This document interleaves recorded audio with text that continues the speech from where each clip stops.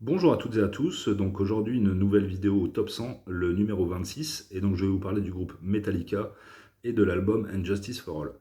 Alors pourquoi And Justice for All? Donc j'ai longtemps hésité avec le Black Album, qui est considéré comme le meilleur album de Metallica, aussi bien d'un point de vue de la critique des journalistes que du public, tout simplement parce que le Black Album ça marque une césure dans la carrière de Metallica, dans le sens où le Black Album est un album de hard rock heavy metal de très bonne facture avec des morceaux très connus, je pense à Enter Sandman ou Nothing Else Matters. Par contre, ça ne correspond pas à ce que Metallica faisait depuis ses débuts, c'est-à-dire sur les 4 premiers albums, Kill 'Em All, Ride the Lightning, Master of Puppets et ce Unjustice for All, à savoir que Metallica est avec Slayer les inventeurs du thrash metal. Donc le thrash metal dans les années 80, c'est une musique beaucoup plus agressive que le heavy metal porté par des groupes comme Scorpion ou Iron Maiden, dans le sens où c'est beaucoup plus agressif en fait. Donc il y a un autre style qui va émerger à partir du milieu des années 80, c'est le death metal, mais j'aurai l'occasion d'y revenir. Et donc Unjustice for All, pour moi, c'est l'aboutissement des 3 albums précédents. C'est-à-dire que Kill 'Em All est un très bon album, mais la production est mauvaise, daté, très daté années 80, et donc ça a mal vieilli. Ride the Lightning, la production est mauvaise, on commence à avoir des gros chefs-d'œuvre, des grosses pépites sur cet album comme Creeping Death ou Fade to Black, mais ça reste anecdotique. Ensuite, le premier chef-d'œuvre, c'est Master of Puppets, avec des structures de morceaux alambiquées et des constructions de morceaux plus poussées. Et ensuite, on arrive à Injustice for All.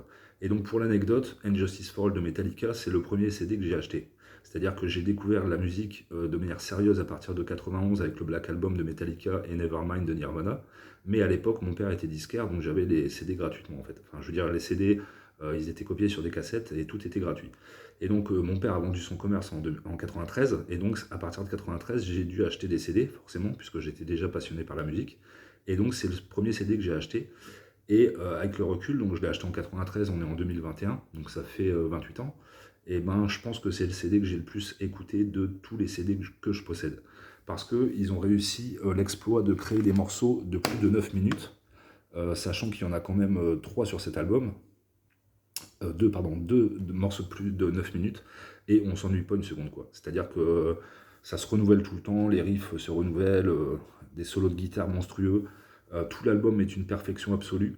Euh, donc certains lui reprochent l'absence de basse, la basse est sous-mixée sur cet album, mais moi je trouve que le son de guitare est tellement intéressant et les riffs tellement bons que c'est anecdotique.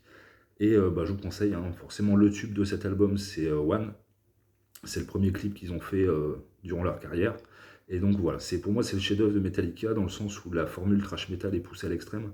Je pense que d'ailleurs que quasiment aucun groupe ne réussira à produire du thrash de cette qualité, dans le sens où les morceaux sont longs pour la plupart, comme je viens de le dire, mais avec des, enfin voilà, les ambiances sont bonnes, c'est en plus les textes sont assez torturés, assez engagés. Je pense notamment à Injustice for All. Et donc voilà, Metallica, Injustice for All, numéro 26, la bombe atomique de Metallica. Alors certains me reprocheront dans les commentaires probablement de ne pas avoir choisi le Black Album, mais pour moi Metallica, Injustice for All, c'est du bon gros trash. Du bon gros trash années 80, c'est l'essence même de Metallica. Voilà, ben, bonne découverte, jetez-vous sur cet album, et à bientôt. Au revoir.